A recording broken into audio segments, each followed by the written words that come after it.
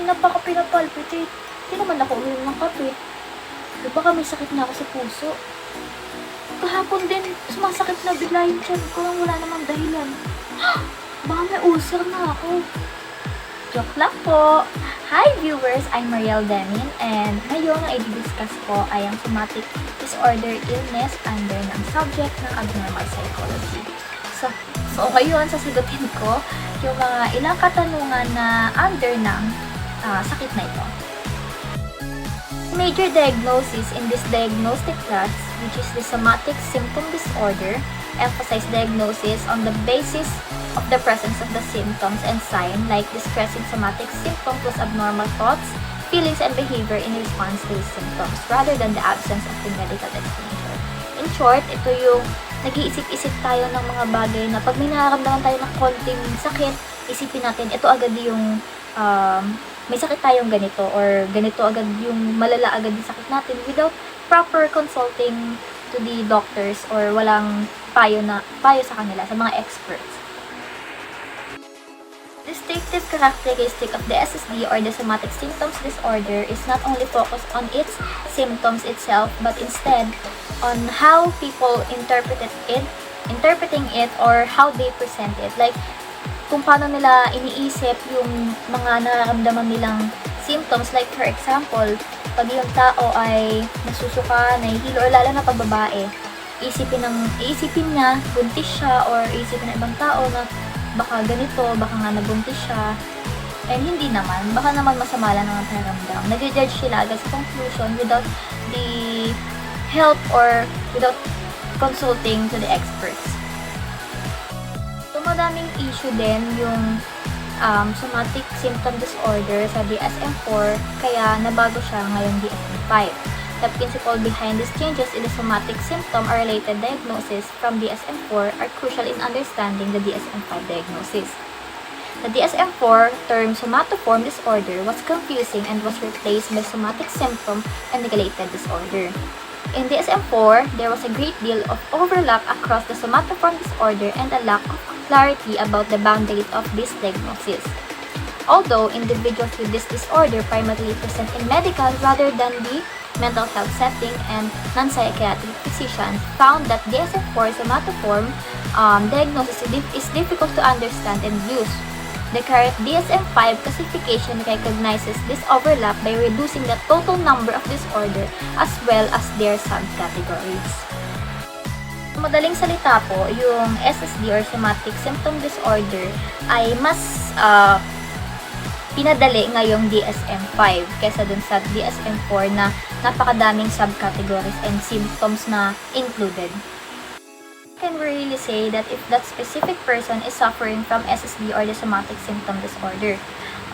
Based sa DSM-5 TR, meron siyang binigay na diagnostic criteria which is isang under niya ay yung individuals with somatic symptom disorder typically have multiple current somatic symptoms that are distressing or result in significant disruptions in daily life. Ito yung unang criterion under SSD. Although sometimes only one severe symptom, mostly commonly pain, is present. Like, minsan kaya nilang i-determine yung sakit na nararamdaman nila kung saan banda. Minsan naman hindi nila maintindihan kasi typical na symptoms like minsan pagod lang kasi galing sila sa trabaho, hindi nila napapansin. The symptoms sometimes represent normal bodily sensations or discomfort that does not generally signify serious diseases. Somatic symptoms without an evident medical explanation are not sufficient to make this diagnosis. So gaya nga ng sabi ko kanina, ito yung pinagkaiba ng SSD sa ibang disorder kasi hindi siya matatawag na SSD or hindi ka masasabi na meron kang ganitong disorder kung wala talagang pinagbasehan o hindi ka talaga nagpa-consult sa mga expert. Diagnostic criteria is when an individual with somatic symptom disorder tend to have a very high level of worry about their illness. It falls under criterion B. They appraise their bodily symptoms as unduly threatening, harmful, or troublesome and often think the worst about their health. Minsan, kahit na sinabi sa kanila ng doktor na may cyst sila, isipin nila, hala, cancer agad. Without knowing kung yung cyst na ba yun or yung bukol na nakita sa kanila ay benign or malignant. Nag-iisip agad sila na, hala, baka ilang buwan na lang mamamatay na ako or ilang buwan na lang mawawala na ako sa mundo. Iniisip nilang ganun yung mangyayari. Itong criterion B ay may tatlong category or under ng criterion nito. First is yung disproportionate and persistent thoughts about the serious of one's symptoms. Kala nila super severe na yung sakit nila, iniisip nila na baka may maiwan sila pag ganito yung nangyari. Yung mga hindi pa possible na mangyari kasi hindi pa naman natitest or nakaka-take sila ng further examination para dun sa test nila, iniisip nila na baka ganito yung kalabasan ng resulta nila. So, nag-iisip agad sila ng mga kung ano-anong mga negative thoughts.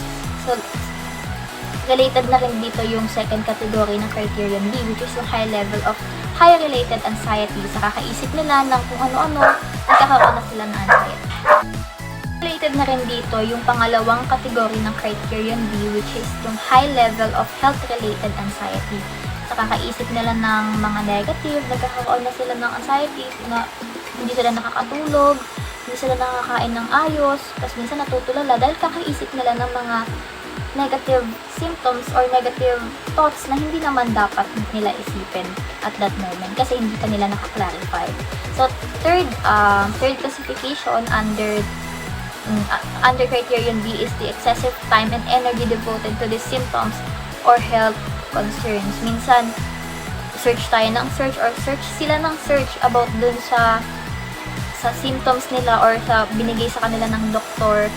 Tapos mapupunta sila sa ibang site na sabihin nila, ala, baka ganito na yung maging next na kalabasan ko, makalbo na ako, or mag-undergo ako ng chemotherapy, which is parang mas nakakadagdag at nakakasama sa health nila.